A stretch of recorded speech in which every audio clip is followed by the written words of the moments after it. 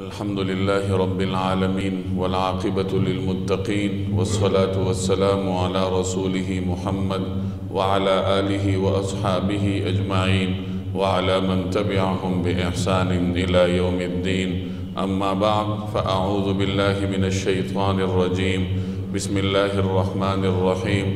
وعد الله الذين آمنوا منكم وعملوا الصالحات ليستخلفنهم في الأرض كما استخلف الذين من قبلهم وليمكنن لهم دينهم الذي ارتضى لهم وليبدلنهم من بعد خوفهم أمنا يعبدونني لا يشركون بي شيئا ومن كفر بعد ذلك فأولئك هم الفاسقون. بزرگان محترم اور میرے عزیز دوستوں اور بھائیوں، اللہ جل جلالہ نے انبیاء علیہم السلام کو مختلف صفات عطا فرمائی تھیں. کچھ انبیاء علیہم السلام ایسے تھے جنہیں اللہ تبارک و تعالی نے صرف معلم بنا کر بھیجا تھا، اور کچھ انبیاء علیہم السلام ایسے تھے جنہیں اللہ تبارک و تعالی نے معلم کے ساتھ ساتھ حکومت اور ریاست کی ذمہ داریاں بھی سپرد فرمائی تھی. جن انبیاء علیہم السلام کو اللہ جل جلالہ نے معلم بنا کر بھیجا تھا، یا ان کے بعد ان کی کسی ایسے جانشین کا ذکر کتابوں میں نہیں ملتا جن کو انہوں نے معاشرتی ذمہ داریاں تفویض کی ہوں. جیسے حضرت عیسیٰ علیہ السلام تھے. حضرت عیسیٰ علیہ السلام کو اللہ جل جلالہ نے معلم بنا کر بھیجا تھا. ان کے ذمے اپنی قوم کی اخلاقی صورتحال کی اصلاح تھی. چنانچہ حضرت عیسیٰ علیہ السلام کے کسی ایسے جانشین کا تذکرہ آپ کو تاریخ میں نہیں ملے گا جس کو حضرت عیسیٰ علیہ السلام نے معاشرتی امور کی ذمہ داریاں تفویض کی ہوں. ان کے حواریوں کا ذکر ملتا ہے تو جو کہ حضرت عیسیٰ علیہ السلام کے بعد ان کے پیغام کو مختلف علاقوں میں مختلف بستیوں میں جا کر پھیلاتے تھے، لیکن ان پیغامات کا تعلق لوگوں کی انفرادی زندگی کی اصلاح سے تھا. چونکہ حضرت عیسیٰ علیہ السلام کو اللہ تبارک و تعالی نے حکومت نہیں دی. حضرت عیسیٰ تو دنیا سے کوسوں دور تھے، اپنا مکان تک نہیں بنایا، تو بعد میں ان کے جانشینوں نے بھی ان کے تعلیم کو پھیلانے میں ہی اپنی توانائیاں صرف کی. اسی طریقے سے جن انبیاء علیہم السلام کو اللہ جل جلالہ نبوت کے ساتھ ساتھ حکومت اور ریاست کی ذمہ داریاں بھی تفویض فرماتا ہے، تو آپ کو تاریخ میں ان کے جانشینوں کا تذکرہ ملے گا. ان کے ایسے جانشین جنہوں نے اپنے پیغمبر کے دنیا سے چلے جانے کے بعد جہاں اس کی دینی ذمہ داریوں کو آگے پہنچایا ہے، وہاں معاشرتی ذمہ داریوں میں بھی اپنے سے پیشرو نبی، اپنے سے پیشتر نبی کی نیابت کی ذمہ داری انجام دی ہے. جیسے حضرت داؤد علیہ السلام تھے، اللہ تبارک و تعالی نے انہیں پیغمبر بنانے کے ساتھ ساتھ بادشاہ بھی بنایا تھا. عظیم الشان سلطنت انہیں عطا فرمائی تھی. تو ان کے بعد اللہ تبارک و تعالی نے حضرت سلیمان علیہ السلام کو ان کا جانشین بنایا، جن کو اللہ نے نبی بھی بنایا، اور حکومت اور ریاست بھی اللہ جل جلالہ نے حضرت سلیمان کو عطا فرمائی. اور یہ حکومت اور ریاست میں در حقیقت حضرت داؤد علیہ السلام ہی کے نائب تھے. اسی طرح حضرت موسیٰ علیہ السلام تھے جو پیغمبر ہونے کے ساتھ ساتھ بنی اسرائیل کے اجتماعی امور کے نگران بھی تھے. تو ان کے بعد ان کے جانشین حضرت ہارون بنے. حضرت ہارون حضرت موسیٰ علیہ السلام کی طرح اپنی قوم میں دعوت اور تبلیغ چلانے کے ساتھ ساتھ ان کے معاشرتی امور کی نگرانی بھی فرماتے تھے. ان کے بعد حضرت یوشع علیہ السلام تھے جن کی نگرانی میں بنی اسرائیل نے جہاد کا فریضہ انجام دیا. تو یہ وہ انبیاء علیہم السلام ہیں جنہیں اللہ جل جلالہ نے نبوت کے ساتھ ساتھ بادشاہت، حکومت اور ریاست بھی عطا فرمائی تھی. تو آگے آپ کو تاریخ کی کتابوں میں ان کے جانشینوں کا تذکرہ ملے گا جنہوں نے انبیاء علیہم السلام کے دینی پیغام کو بھی آگے بڑھایا اور انبیاء علیہم السلام کے نقش قدم پر چلتے ہوئے معاشرتی امور کی اصلاح اور معاشرتی امور کی نگرانی کے فرائض بھی سر انجام دیے۔ جناب رسول اللہ صلی اللہ علیہ وسلم کو اللہ تبارک و تعالی نے نبی بنانے کے ساتھ ساتھ حکومت اور ریاست کی ذمہ داریاں بھی تفویض کی تھیں۔ رسول اللہ صلی اللہ علیہ وسلم جہاں پیغمبر تھے، خاتم النبیین تھے، وہیں آپ صلی اللہ علیہ وسلم نے مدینہ منورہ میں اسلامی حکومت کی بنیاد بھی رکھی، اور آپ صلی اللہ علیہ وسلم ہی کے زمانے میں پورا جزیرہ عرب اسلام کے زیر نگیں ہو چکا تھا۔ عرب کے مختلف خطوں میں پیغمبر صلی اللہ علیہ وسلم ہی عاملین اور گورنر بنا کر مختلف حضرات کو ذمہ داریاں تفویض فرماتے تھے۔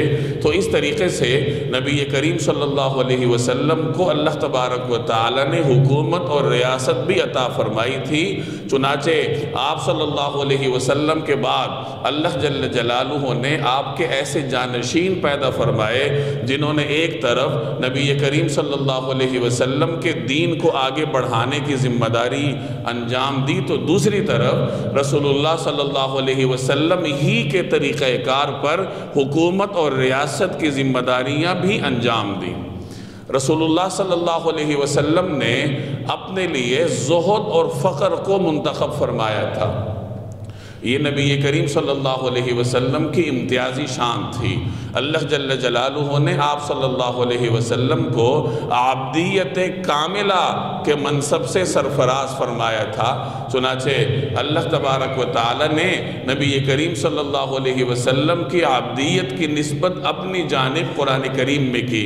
سبحان الذی اسرا بعبدہ لیلا من المسجد الحرام الی المسجد الاقصی، کہ پاک ہے وہ ذات جس نے اپنے بندے کو راتوں رات یا رات کے ایک حصے میں مسجد حرام سے مسجد اقصی تک پہنچایا۔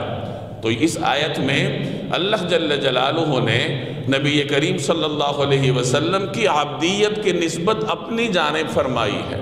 یوں تو اللہ کے سارے بندے ہی اللہ کے عبد ہیں، انبیاء علیہم السلام بھی اللہ جل جلالہ کے نیک بندے ہیں، لیکن رسول اللہ صلی اللہ علیہ وسلم کی عبدیت کی نسبت اللہ نے بذات خود اپنی جانب کی۔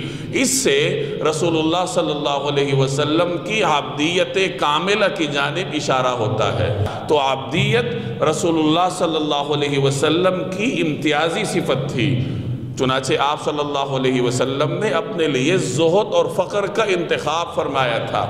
ایک روایت کا مفہوم ہے کہ آپ صلی اللہ علیہ وسلم نے حضرت عائشہ رضی اللہ تعالی عنہ سے ارشاد فرمایا کہ اے عائشہ، اگر میں چاہتا تو یہ سونے کے پہاڑ میرے ساتھ چلتے، اور میرے پاس ایک فرشتہ آیا جس کی کمر بیت اللہ کے برابر تھی، اس نے آ کر مجھے اللہ کا سلام پہنچایا اور کہا کہ اللہ آپ کو سلام کہتا ہے، اور اللہ ارشاد فرماتے ہیں کہ اگر آپ چاہیں تو آپ کو نبی ملک بنا دیا جائے، نبوت کے ساتھ آپ کو بادشاہت عطا کی جائے، اور اگر آپ چاہیں تو آپ کو رسول عبد بنایا جائے، نبی عبد بنایا جائے، یعنی آپ کو نبوت کے ساتھ عبدیت کا منصب دیا جائے۔ تو روایت کا مفہوم ہے کہ آپ صلی اللہ علیہ وسلم فرماتے ہیں کہ حضرت جبریل نے مجھے کہا کہ اپنے لیے عاجزی کا انتخاب فرمائیں، چنانچہ میں نے نبی عبد رسول عبد کو منتخب کیا کہ میں نبوت کے ساتھ ساتھ عبدیت کا انتخاب کرتا ہوں۔ چنانچہ اسی روایت میں آتا ہے کہ اس کے بعد آپ صلی اللہ علیہ وسلم نے کبھی ٹیک لگا کر کھانا نہیں کھایا، اور ارشاد فرمایا کہ میں اسی طرح کھاتا ہوں جس طرح ایک بندہ کھاتا ہے، ایک غلام کھاتا ہے، اور میں اسی طرح بیٹھنا پسند کرتا ہوں جس طرح ایک بندہ بیٹھتا ہے، ایک غلام بیٹھتا ہے۔ گویا آپ صلی اللہ علیہ وسلم نے اپنے لیے عاجزی کا انتخاب فرمایا۔ تو جیسے رسول اللہ صلی اللہ علیہ وسلم کی انفرادی زندگی میں زہد اور عاجزی آپ کو نظر آئے گی، وہاں آپ صلی اللہ علیہ وسلم نے اسی زہد اور عاجزی کو حکومت اور ریاست چلانے کے لیے بھی منتخب فرمایا کہ رسول اللہ صلی اللہ علیہ وسلم نے حکومت اور ریاست چلانے کے لیے زہد اور عاجزی کو پیش نظر رکھا۔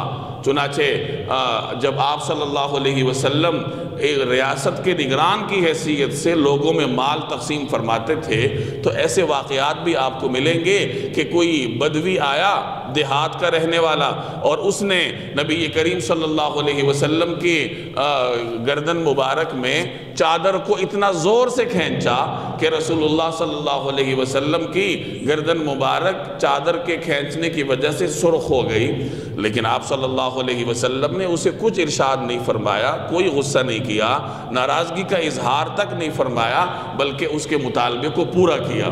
تو یہ زہد، فقر اور درویشی تھی جس کو انفرادی زندگی کے ساتھ ساتھ جناب رسول اللہ صلی اللہ علیہ وسلم نے حکومت اور ریاست چلانے میں بھی استعمال فرمایا۔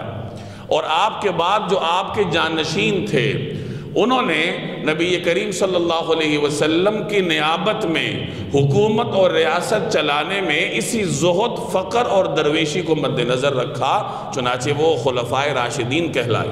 خلافت راشدہ کا مطلب ہی یہی ہے کہ خلافت کو اعلیٰ منہاج النبوہ چلایا جائے، حکومت اسی طریقے سے کی جائے جیسے جناب رسول اللہ صلی اللہ علیہ وسلم کا اسوہ ہے، جس طریقے سے آپ نے فقر اختیار فرمایا، درویشی اختیار فرمائی، لوگوں میں گھل مل کر بیٹھتے تھے، اپنے لیے امتیازی منصب کو، امتیازی نشست کو ناپسند فرماتے تھے، لوگوں کی نگرانی کے لیے باہر نکلا کرتے تھے۔ اب لوگ کھڑے ہو کر آپ صلی اللہ علیہ وسلم سے سوال کرتے تھے، ہر قسم کے سوالات کرتے تھے۔ اسی طریقے سے خلفائے راشدین نے بھی جناب رسول اللہ صلی اللہ علیہ وسلم کے اسوہ حسنہ کو حکومت اور ریاست چلانے میں پیش نظر رکھا۔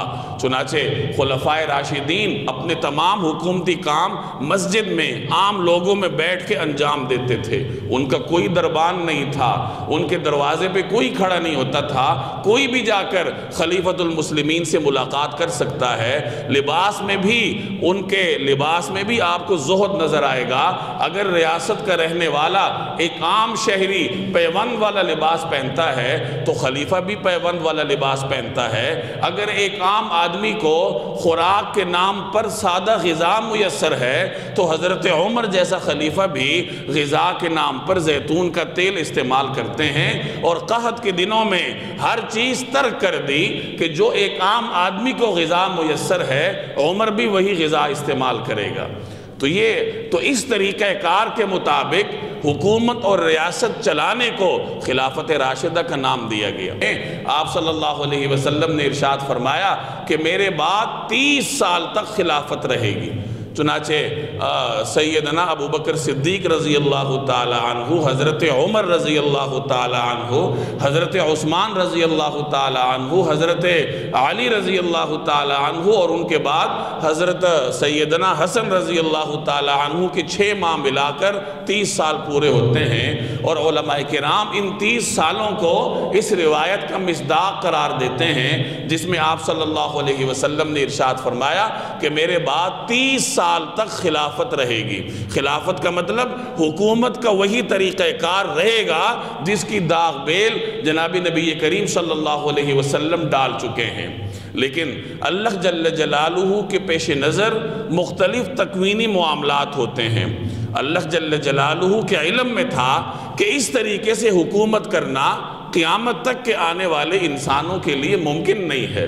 اس طریقے سے زہد اور فقر کا اختیار کرنا یہ اسی شخص کا وظیفہ ہو سکتا ہے جو نبی کریم صلی اللہ علیہ وسلم کی صحبت طویل زمانے تک اختیار کر چکا ہو اور جو پیغمبر کی براہ راست تربیت سے کندن بن چکا ہو۔ اس کے لیے یہ آسان ہے کہ وہ اپنی انفرادی زندگی کے ساتھ ساتھ اجتماعی زندگی میں بھی فقر اور زہد اختیار کرے۔ تو امت مسلمہ کے لیے ایک ایسا نمونہ بھی درکار تھا جس میں بادشاہت کا عنصر پایا جاتا ہو، جس میں شان و شوکت کا عنصر پایا جاتا ہو، جس میں زہد اور فقر کی وہ مثال نہ ملتی ہو جو جناب رسول اللہ صلی اللہ علیہ وسلم کی سنت میں ملتی ہے یا خلفائے راشدین کے ہاں ملتی ہے۔ تو اللہ جل جلالہ نے اسی تکوینی مصلحت کے پیش نظر بادشاہت کی داغ بیل بھی صحابہ کرام کے ہاتھوں ڈلوائی۔ چنانچہ حضرت امیر معاویہ رضی اللہ تعالی عنہ کے زمانے سے مسلمانوں میں بادشاہت کا آغاز ہوا۔ اور یہ وہی ملوکیت اور بادشاہت تھی جس کی پیشن گوئی جناب نبی کریم صلی اللہ علیہ وسلم فرما چکے تھے۔ جیسے میں نے آپ کو روایت سنائی کہ آپ صلی اللہ علیہ وسلم کا ارشاد ہے اول ھذا الامر نبوۃ و رحمہ، کہ اس معاملے کی ابتدا یعنی اس دین کے آغاز میں نبوت اور رحمت ہوگی، وہ پیغمبر کا زمانہ ہوگا، اور ثم یکون خلافت و رحمہ، نبوت اور رحمت کے بعد خلافت اور رحمت کا آغاز ہوگا، ثم یکون ملک و رحمہ، پھر بادشاہت ہوگی لیکن وہ بادشاہت رحمت پر مبنی ہوگی، ثم یتقادمون علیہ تقادم الحمر، اور اس کے بعد لوگ اس معاملے پر، اس اقتدار پر ایسے جھپٹیں گے جیسے گدھے آپس میں چینہ جھپٹی کریں گے۔ تو سیدنا امیر معاویہ رضی اللہ تعالی عنہ کے زمانے سے امت مسلمہ میں وہ بادشاہت شروع ہوئی جسے نبی کریم صلی اللہ علیہ وسلم نے ملکاً و رحمتاً سے تعبیر فرمایا تھا کہ بادشاہت ہوگی، ملوکیت ہوگی، شان و شوکت کے ساتھ حکومت چلائی جائے گی، لیکن اس میں رحمت جو ہے وہ مد نظر ہوگی، رحمت کا معاملہ ہوگا، اور اس کے بعد پھر ظلم و جدل کا ایک بازار گرم ہوگا جس کی مثال آپ کو تاریخ کے اوراق میں ملے گی۔ تو اللہ جل جلالہ نے نبی کریم صلی اللہ علیہ وسلم کے صحابہ میں آنے والی امت کے لیے ہر قسم کا نمونہ چھوڑا ہے، خلافت کا نمونہ بھی چھوڑا اور بادشاہوں کے لیے بھی نمونہ چھوڑا۔ اگر حضرت امیر معاویہ بادشاہت نہ کرتے تو آنے والے بادشاہوں کے لیے نمونہ کون ہوتا؟ اس دور کا کون سا ایسا بادشاہ ہے جو حضرت عمر کی طرح زہد اختیار کر سکتا ہے، حضرت علی کی طرح فقر اور درویشی اختیار کر سکتا ہے، حضرت عثمان کی طرح باوجود دولت مند ہونے کے، اپنی ذاتی دولت کے ذخائر ہونے کے فقر اختیار کر سکتا ہے، یا حضرت صدیق اکبر کی طرح فقر اور درویشی کے ساتھ حکومت کے معاملات چلا سکتا ہے؟ کس کے لیے ممکن ہے؟ تو آج کے کسی بادشاہ کو، آج کے کسی حکمران کو اگر کوئی نمونہ چاہیے تو اللہ تبارک و تعالی نے حضرت امیر معاویہ رضی اللہ تعالی عنہ کی شکل میں امت کے سامنے ایک نمونہ رکھا۔ حضرت امیر معاویہ کون تھے؟ ان کا تعلق عرب کے ایک ایسے خاندان سے تھا جو ریاست اور سرداری میں اپنا ایک مقام رکھتا تھا۔ قریش کی مختلف شاخیں تھیں، قریش کی شاخوں میں زیادہ عظمت بنو ہاشم کو حاصل تھی، سیادت بھی تھی، سرداری بھی تھی، مذہبی حوالے سے بھی اللہ جل جلالہ نے بنو ہاشم کو نواز رکھا تھا۔ بنو ہاشم کے بعد دوسرے نمبر پر بنو امیہ کو سمجھا جاتا تھا۔ بنو امیہ کا خاندان شرافت میں، نجابت میں اور سرداری میں بنو ہاشم کے بعد دوسرا نمبر رکھتا تھا، اور علم و فضل میں بھی اس خاندان کی اپنی ایک مثال ہے۔ تو حضرت امیر معاویہ کا تعلق ایک ایسے گھرانے سے تھا جس میں حکومت کرنے کے جراثیم پائے جاتے تھے، جن کے مزاج میں حکومت اور انتظام اللہ تبارک و تعالیٰ نے رکھی تھی، اور پھر رسول اللہ صلی اللہ علیہ وسلم کی صحبت بھی ان کو میسر ہوئی۔ چنانچہ ناجائز طور پر جو حکومت چلائی جاتی ہے یا حکومت چلانے میں جو ظلم کو مد نظر رکھا جاتا ہے، پیغمبر کی صحبت نے ان اثرات کو ختم کر دیا اور عادلانہ طریقے سے رحمت کے ساتھ حضرت امیر معاویہ رضی اللہ تعالی عنہ نے حکومت چلائی۔ حضرت امیر معاویہ رضی اللہ تعالی عنہ 18 برس کی عمر میں مسلمان ہوئے تھے۔ اسلام لاتے وقت ان کی عمر 18 برس تھی۔ یہ کب مسلمان ہوئے؟ ان کے بارے میں مورخین کی دو قسم کی آراء ہیں۔ کچھ مورخین فرماتے ہیں کہ حضرت امیر معاویہ کا اپنا قول تھا کہ میں عمرۃ القضاء کے بعد نبی کریم صلی اللہ علیہ وسلم کی خدمت میں حاضر ہو کر مسلمان ہو گیا تھا، لیکن اپنی والدہ کے خوف سے اپنے اسلام کا اعلان نہ کر سکا۔ فتح مکہ کے بعد میں نے اپنے اسلام کا اعلان کیا۔ عمرۃ القضاء 7 ہجری میں ہوئی، تو گویا 7 ہجری میں امیر معاویہ رضی اللہ تعالی عنہ مسلمان ہوئے، اور دیگر مورخین کا کہنا ہے کہ فتح مکہ کے بعد حضرت امیر معاویہ رضی اللہ تعالی عنہ مسلمان ہوئے۔ جب ان کے والدین بھی اسلام کے دائرے میں داخل ہوئے تو اس وقت یہ مسلمان ہوئے، لیکن ظاہر ہے کہ اس قول کو ترجیح دی جائے گی جو امیر معاویہ کا اپنا ہے، جب وہ خود اپنے بارے میں کہہ رہے ہیں کہ میں عمرۃ القضاء کے موقع پہ مسلمان ہوا 7 ہجری میں فتح مکہ سے 3 برس پہلے، تو انہی کے قول کو ترجیح دی جائے گی۔ اس لیے اکثر مورخین کا یہی نقطہ نظر ہے کہ حضرت امیر معاویہ رضی اللہ تعالی عنہ فتح مکہ سے قبل مسلمان ہو چکے تھے، لیکن والدین کے ڈر سے اسلام کو مخفی رکھا ہوا تھا، اور فتح مکہ کے بعد انہوں نے اپنے اسلام کا اعلان فرمایا، اور مسلمان ہونے کے بعد اسلام کا اعلان کرنے کے بعد ثابت قدمی کے ساتھ اسلام پر ڈٹے رہے۔ فتح مکہ کے فوراً بعد مسلمانوں کو غزوہ حنین درپیش تھا۔ یہ بڑا شدید غزوہ تھا جس میں نبی کریم صلی اللہ علیہ وسلم کے ساتھ ایک بڑی مقدار میں صحابہ کرام تھے۔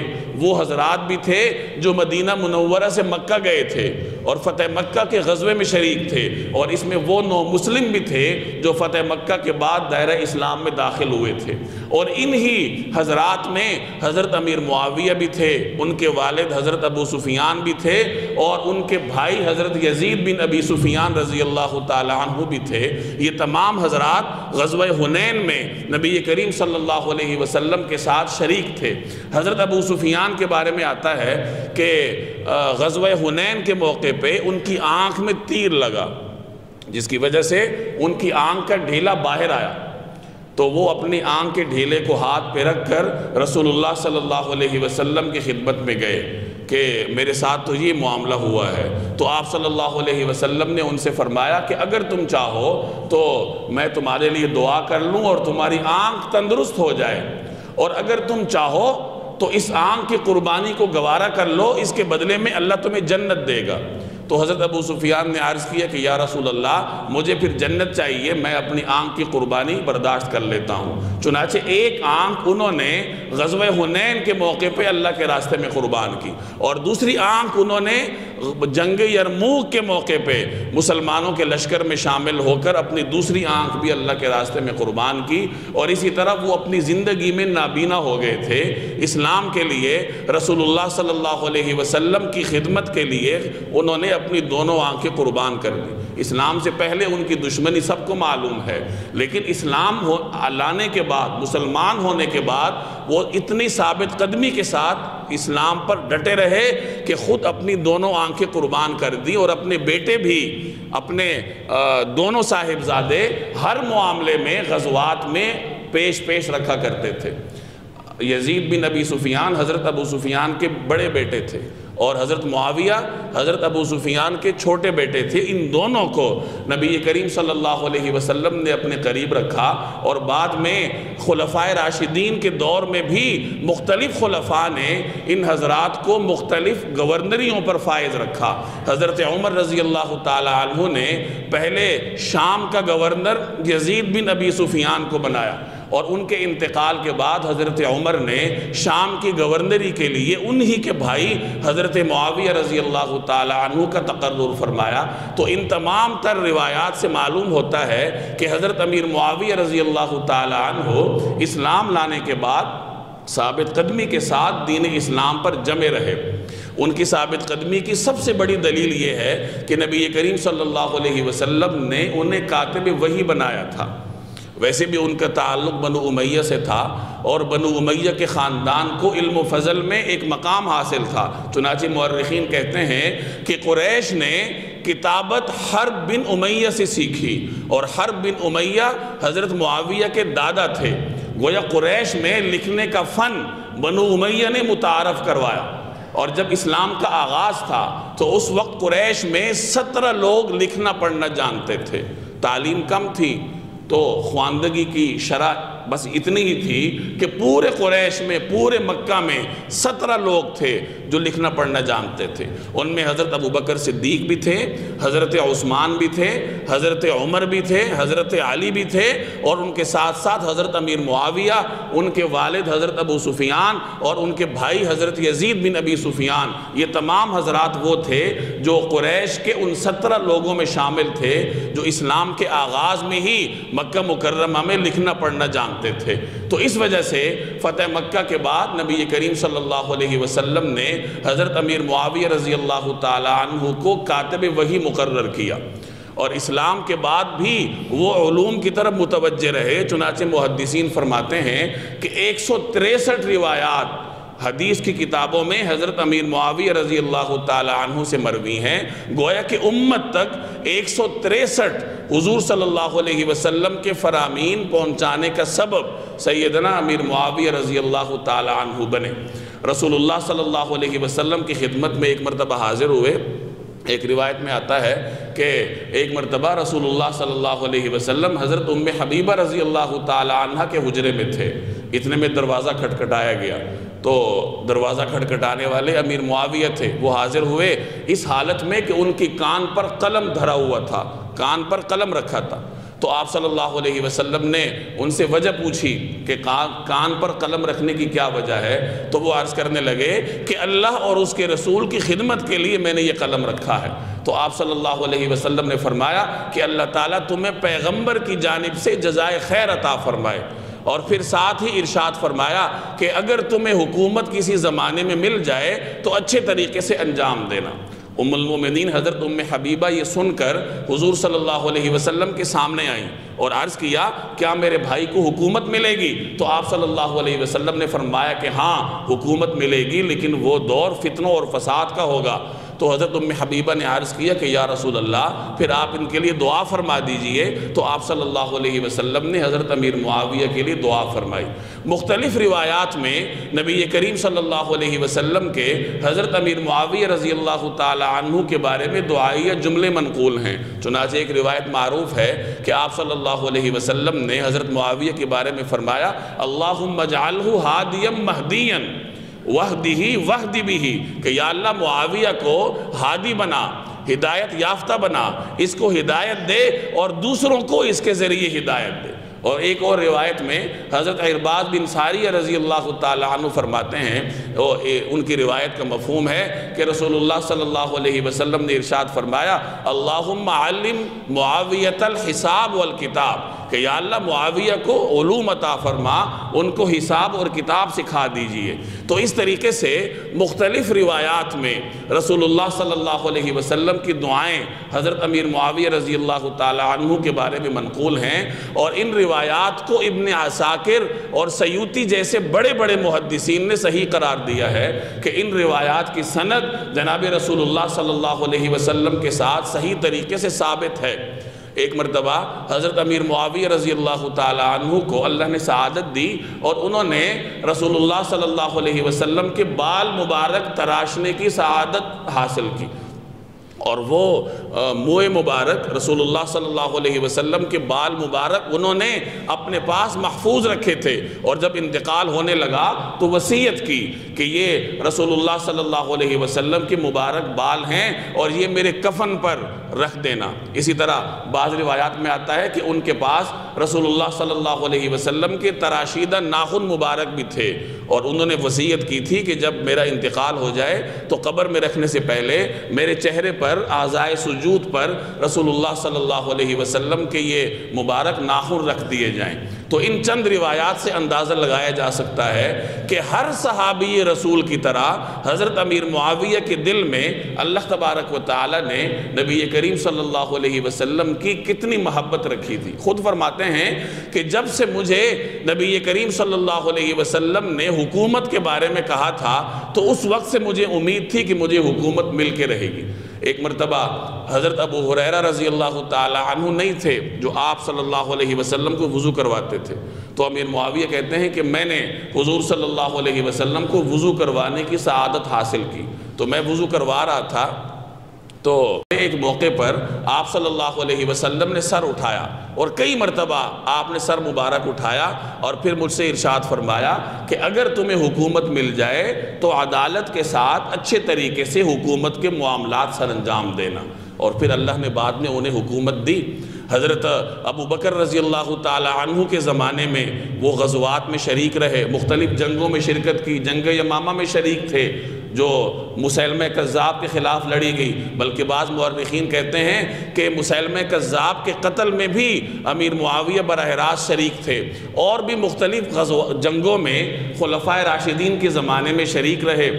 حضرت عمر رضی اللہ تعالی عنہ کے زمانے میں انہیں شام کا والی بنایا گیا، گورنر بنایا گیا۔ چنانچہ 4 سال امیر معاویہ نے حضرت عمر رضی اللہ تعالی عنہ کے زمانے میں گورنری کے فرائض انجام دیے۔ حضرت عمر جیسی شخصیت اگر کسی کو گورنری کے فرائض سونپتی ہے تو آخر کسی وجہ سے دیے ہوں گے۔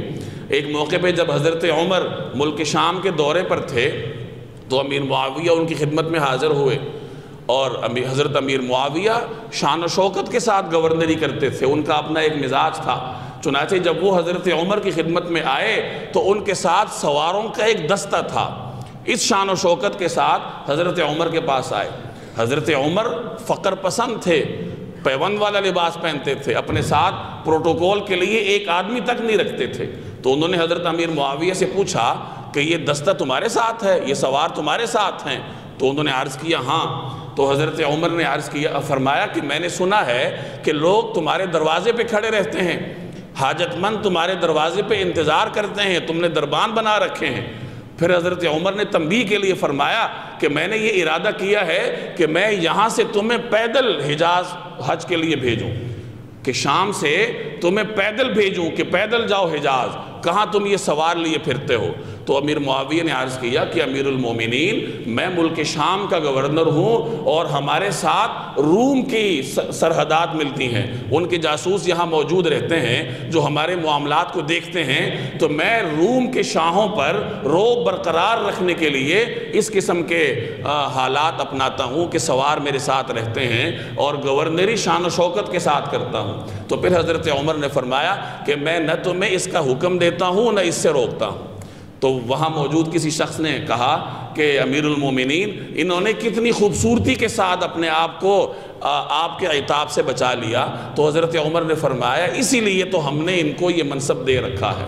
تو 4 سال تک حضرت عمر کے زمانے میں خلافت پر گورنری پر فائز رہے، بعد میں 12 سال تک حضرت عثمان کے زمانے میں گورنری کرتے رہے۔ تو گویا امیر المومنین بننے سے پہلے حضرت امیر معاویہ کو 19 سال کی حکومت کا تجربہ حاصل تھا۔ تو اس طریقے سے اللہ جل جلالہ نے امت مسلمہ میں اگر ملوکیت اور بادشاہت شروع فرمائی تو ایک ایسے اہل سے شروع فرمائی جو نبی کریم صلی اللہ علیہ وسلم کی صحبت اٹھا چکے ہیں، آپ صلی اللہ علیہ وسلم کے کاتب رہ چکے ہیں، خلفائے راشدین کی زیر تربیت رہ چکے ہیں۔ تو اللہ تبارک و تعالی نے اس طریقے سے امت مسلمہ کو نوازا ہے کہ امت مسلمہ کے سامنے ہر قسم کے نمونے موجود ہیں۔ رسول اللہ صلی اللہ علیہ وسلم کی سیرت میں ہر شخص کو اپنی زندگی کے ہر پہلو کے بارے میں نمونہ ملے گا، خلفائے راشدین کی زندگی میں نمونے موجود ہیں، اور اگر کوئی بادشاہ شان و شوکت کے ساتھ بادشاہت کرنا چاہتا ہے تو اللہ نے اس کے لیے حضرت امیر معاویہ رضی اللہ تعالی عنہ کا اسوہ حسن رکھا ہے کہ بادشاہ جائز حدود تک شان و شوکت اپنائے، ظلم نہ کرے، عدالت کے ساتھ اللہ جل جلالہ کے احکامات لوگوں میں نافذ کرے۔ چنانچہ مامون الرشید کے بارے میں آتا ہے، اس نے ایک مرتبہ پوچھا کہ لوگوں مجھے بتاؤ ابو بکر کیسی حکومت کرتے تھے؟ انہیں بتایا گیا وہ اس طرح کرتے تھے، تو فرمانے لگے یہ تو میرے بس میں نہیں ہے۔ عمر کیسے کرتے تھے؟ کہا گیا اس طرح کرتے تھے، تو فرمایا یہ بھی میرے بس میں نہیں ہے۔ عثمان کیسے کرتے تھے؟ کہا یہ بھی میرے بس میں نہیں ہے۔ علی نے حکومت کیسے کی؟ تو کہا یہ بھی میرے بس میں نہیں ہے۔ پھر پوچھا امیر معاویہ نے کیسے کی؟ تو لوگوں نے کہا اس طریقے سے کی، تو کہا ہاں اس پر میں عمل کر سکتا ہوں۔ تو جی اللہ کی تکوینی مصلحتیں ہیں کہ اس نے امت مسلمہ کے لیے ہر معاملے میں کوئی روشن رہنما چھوڑا ہے، بس انسان کے اپنے سوچنے کا انداز ہے۔ وہ چاہے تو تاریخ میں سے منفی چیزیں اٹھا کے اپنی زندگی بھی خراب کرے اور عاقبت بھی خراب کرے، اور چاہے تو تاریخ سے مثبت فائدہ بھی اٹھا لے۔ اللہ تبارک و تعالی ہمیں عمل کرنے کی توفیق دے۔ وما علینا الا البلاغ۔